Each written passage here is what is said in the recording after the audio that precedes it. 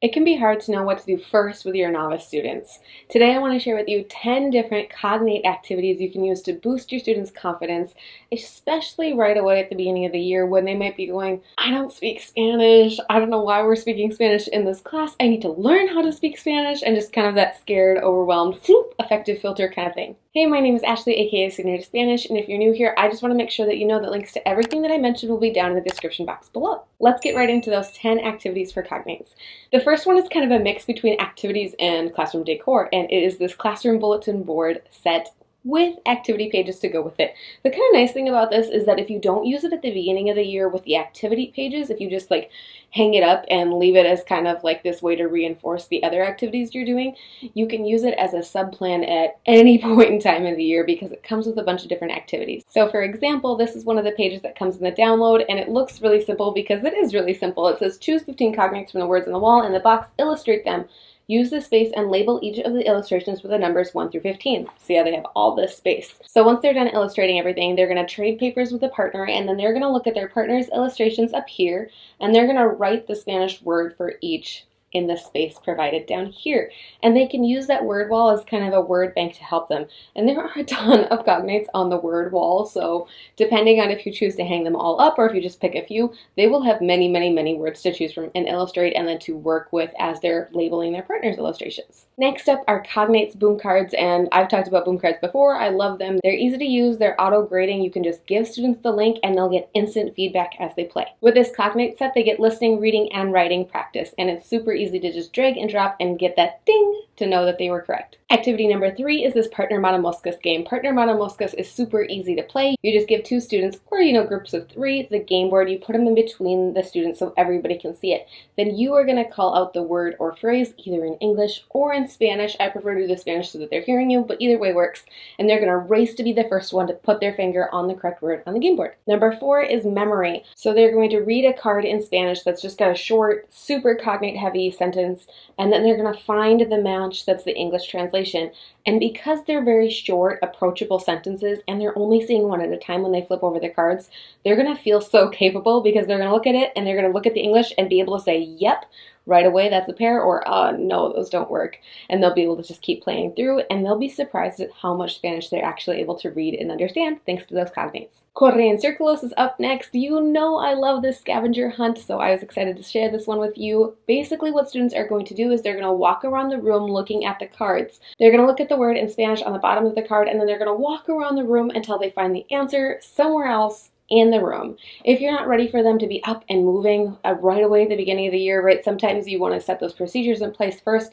There are so many other ways you can use these cards if you would prefer to have them be seated or working individually instead of up and moving around the room in that big hunt. Option 6 is a word search, and word searches, you know how to do them. They're super, super easy, right? So after they've done the word search, it's nice to do a little bit of an extension activity, especially since with a word search, you never know, right? They're going to finish at different times, all that sort of stuff. So this page is another Cognate activity that I like to pair with that word search. And so what they're going to do is they're going to start by reading very short sentences in Spanish, and they're just going to underline all of the words that they think are cognates. And that way they can kind of say, okay, prime, I'm looking for cognates, I remember what a cognate is and how it can help me with language. They're going to find as many as they can, and then they're going to total them up here on this blank. Then what they're going to do is they're going to go through them again, and you see how there's lines underneath each of them. They're going to do their best to translate the sentences into English, which for some of them they're going to feel like, okay, yeah, I can do this, and some of them are going to be like, oh, I don't know. So down here on the very bottom of the page is space for them to write and kind of do like a little bit of self-reflection, like which one do you feel the most sure about and which one are you like, I'm not really sure about it. And I like to give them that space as a reflection because that way it kind of gets the, I don't want you to be perfect, I don't need the answers to be like 100% correct. That kind of helps with that perfectionist attitude that can kind of be tricky in a world language classroom, right? Sometimes if they're so worried about being perfect and accurate and 100% correct, they like inhibit their own learning, right? Because they're so nervous about being wrong that they're not willing to try. So I want to set that groundwork of like, what do you feel pretty sure about and what do you not feel pretty sure about? And that's okay either way. Number 7 is a reading material race. It doesn't have to be super competitive, or it could be if you really wanted it to. But all you're going to do is you're going to give them access to reading materials, whether it's printed reading materials, whether it's your classroom library, whether it's maybe the first novel that you guys are going to do as a class. Whatever it is, you're going to give them all access to some sort of reading material in the target language. Then you're going to put a timer up on the screen and you're going to have them race or hurry or just use that amount of time to find as many cognates as they can. You can have them write them down on a sheet of paper, you can have them put them up on a whiteboard and have it be a whole class team effort. You could do a big sheet of butcher paper. I know some people like to do this with like the alphabet and write out the alphabet around the room, and then as students find cognates, they put them under the appropriate letter. Anything like that works great for this. If you're not sure where to find good reading materials for your beginners, make sure you check out this video that I have here for you. All of the resources that I talk about in this video are free, so that is a great place to get started if you don't know how to build your classroom library.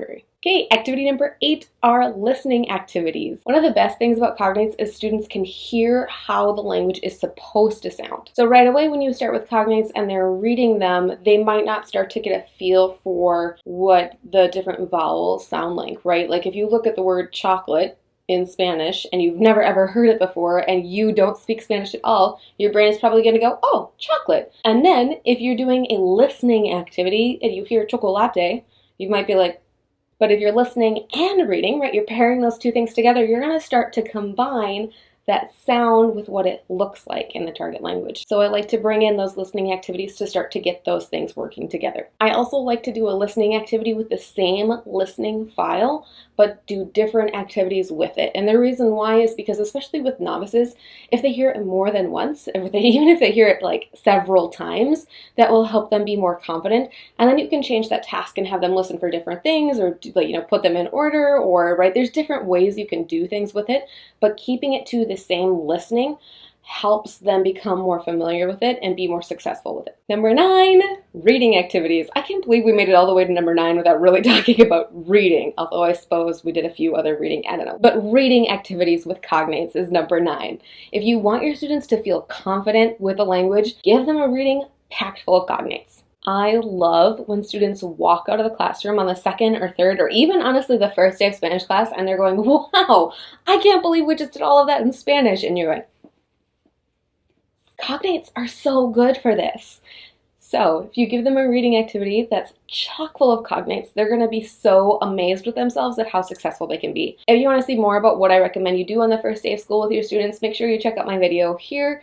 It is a detailed walkthrough of the lesson I like to do on the very first day of Spanish 1 with students. And activity number 10 is a quiz. Dun, dun, dun. I don't know if you can even really call this a quiz because it's just so emphasizing Cognates and using Cognates, really another activity. But if you call it an assessment, you call it an assessment, and it is what it is. We're assessing their understanding of how to use Cognates to be successful language learners, right? This is a skill. I like to use this quiz assessment activity at the end of the Cognates unit, and really all that I'm checking is to see, do you understand what Cognates are? Can you identify any Cognates at all? Right? Pretty low bar.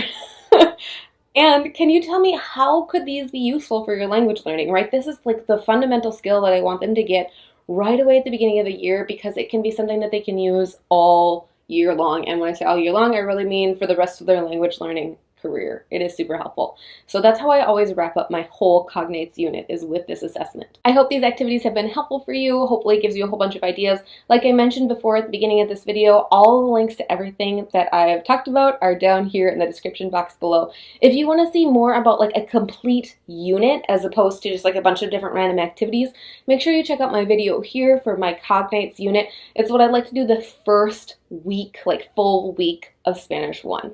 Check it out. I think you'll really like it. Thanks so much for watching. Bye.